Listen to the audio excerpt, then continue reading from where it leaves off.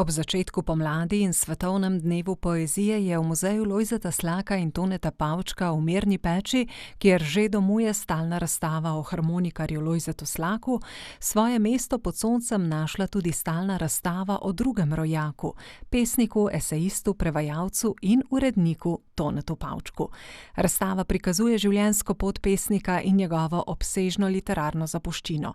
Osrednji del razstave je rekonstrukcija pesnikovega ustvarjalnega okolja z originalnim pohištvom, njegovimi knjižnimi zbirkami, osebnimi predmeti in knjižnico. To je res zelo bogata, zelo lepa razstava in čestitam vsem ustvarjalcem, sem zelo hvaležna in presenečena nad tem bogastvom, kaj vse so naredili pravzaprav na tem zelo majhnem prostoru. Zbirka vsebuje 3505 eksponatov, to je osebnih predmetov pesnika, knjig iz pesnikove osebne knjižnice, umetniških del, časopisnih člankov in filmov. Z Mirno pečjo je neločljivo povezan. Največ spominov imam na Šentjurje, to je rojstna vas mojega očeta, kjer je že seveda spominska soba, majhna, luškana in je obenem tudi nek kulturni prostor, da se ljudje lahko tam podružijo, otroci igrajo, gledajo si filme in se mi je zdelo, da je to ravno prav, recimo, da je tam, ampak zdaj, ko vidim, da je tudi v Mirni peči, kamor je Tone hodil v osnovno šolo, se mi zdi, da je pa tudi našel iz tega gozda, v katerem se je rad zgubljal, da je našel tudi tukaj zdaj en svoj novi dom. Po zaključku ureditve prostorov muzeja je mirnopeška občina v letu 2019 v dogovoru z družino Pavček in z Dolenjskim muzejem Novo mesto začela evidentirati zbirko, pripravljati vsebinske zasnove razstave in vse ostalo za postavitev stalne razstave. Tukaj gre predvsem za ogromno slikovnega gradiva, knjižnega gradiva, likovnih del in tako naprej.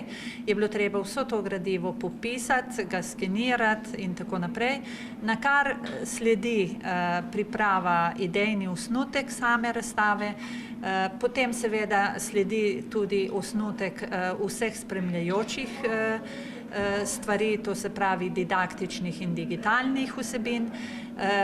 Veliko časa sem namenila tudi pregledu audio in video posnetku v arhivu RTV Slovenije. Pavček je bil namreč izredno zaželjen govorec, pisec, zelo veliko je bilo intervjujev, zelo veliko je imel nastopov. Čez nekaj mesecev bo izšel tudi e-katalog. Zapuščina Toneta Pavčka je neverjetno pomembna. Njegovi verzi so blizu vsem generacijam. Mene zelo veseli, da je občina Mirna peč zagrizla v to jabolko, bom rekla, in sicer oni so bili že v samem začetku, so se obrnili na Dolenjski muzej in so izrazili željo, da pripravimo moderno, sodobno, interaktivno razstavo z upoštevanjem vseh tudi muzeoloških principov postavitve sodobnih razstav, zato je ta razstava tudi prilagojena ranljivim skupinam. Ta razstava, ki je resnično paša za oči, je nekaj posebnega še iz enega razloga.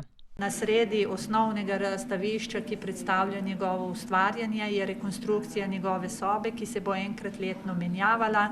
On je pač ustvarjal v Ljubljani, ustvarjal je v Seči in tako bo to osnovno pohištvo se bo pač letno menjavalo. Skupna vrednost priprav in postavitve razstave brez ureditve prostorov je 430 000 evrov. Sredstva pa so bila v celoti zagotovljena iz proračuna občine Mirna peč.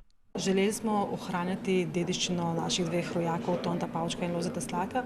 V letu 2018 smo najprej začeli z zbirko Lojzeta Slaka, ker je bila že zbrana, tako da smo potem pa nadaljevali z zbirko Toneta Pavčka.